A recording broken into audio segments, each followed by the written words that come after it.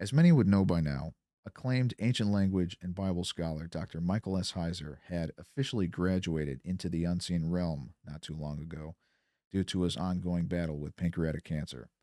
But he leaves behind an astounding legacy of work that was not only intended to educate, but has also enriched the lives of other followers of Christ who just have a passion to understand and apply the truth of the Bible.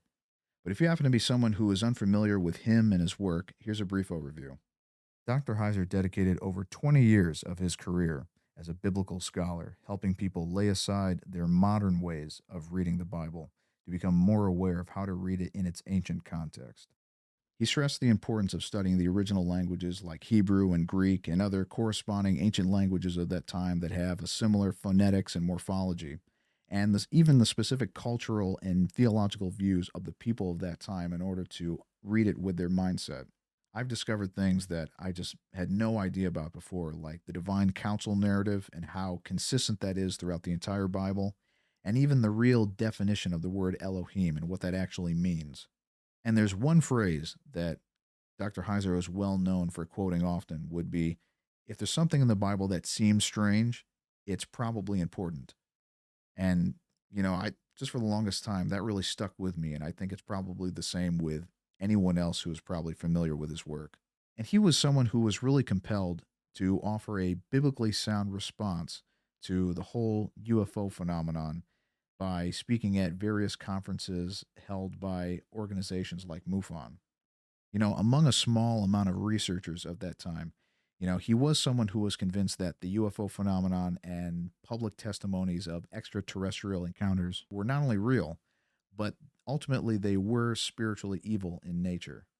When it comes to studying the Bible and, trying to find a theologically sound answer for other strange topics, I, for the longest time, cut my teeth on people like Dr. Chuck Missler, and, from studying people like him, I came across other researchers like Tom Horn and David Flynn and L.A. Marzulli. And then from there, I eventually discovered the work of Dr. Heiser.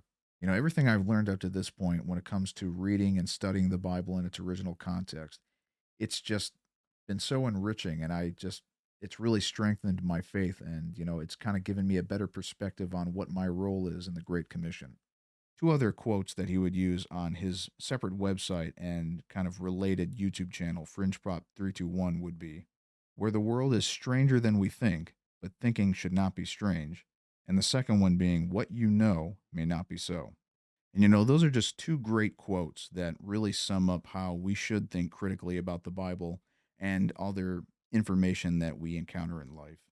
Having that critical mindset has really helped me when it comes to thinking and examining things relating to the occult for the sake of being discerning and then wanting to inform others by creating apologetic content in response to occultic teachings or even, I'd say, esoteric kind of appropriations of Bible theology. I had the privilege of meeting Dr. Heiser some years ago at an event that was hosted by some church in Rochester. And, it was a really cool opportunity for my mom and I to ask him about some of the things he was writing about and what he would be talking about at this event. There were even people who came to the event that were actually from out of state who were just so eager to see him and ask him questions. They would even ask him questions, in the middle of his speech, but, he was always patient to, answer them the best he could. I would say he was a stoic kind of guy. He was also someone who, when it comes to publicly interacting with people at events like that, or even people who had, sent him emails with questions about things, you know, he wasn't someone who would tolerate someone who had, a vindictive or even sort of an arrogant attitude or agenda. But, you know, he was a guy who was understanding of other people. He was considerate of other people when they had questions. He was kind, and he was always also willing to listen to someone, even if they had a different point of view on theology. And overall, he was just someone who had a real heart to help people spiritually grow in their knowledge of the Bible. Recently, I had the chance to watch the tribute special that Skywatch TV had done, paying respects to Michael Heiser by looking back on his work and just who he was. And one of the hosts, Donna Howell, postulated a good question about what happens when significant individuals who are believers who contribute something to the Great Commission, go to be with the Lord too soon.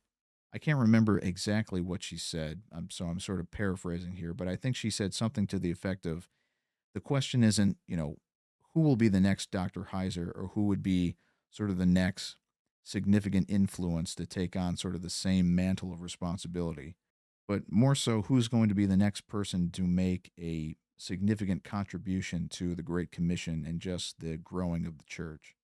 And I'd have to agree, that is the real question. And, we all have something to contribute to the kingdom in many different ways. I just hope that maybe what I'm doing with this podcast would make some sort of significant contribution.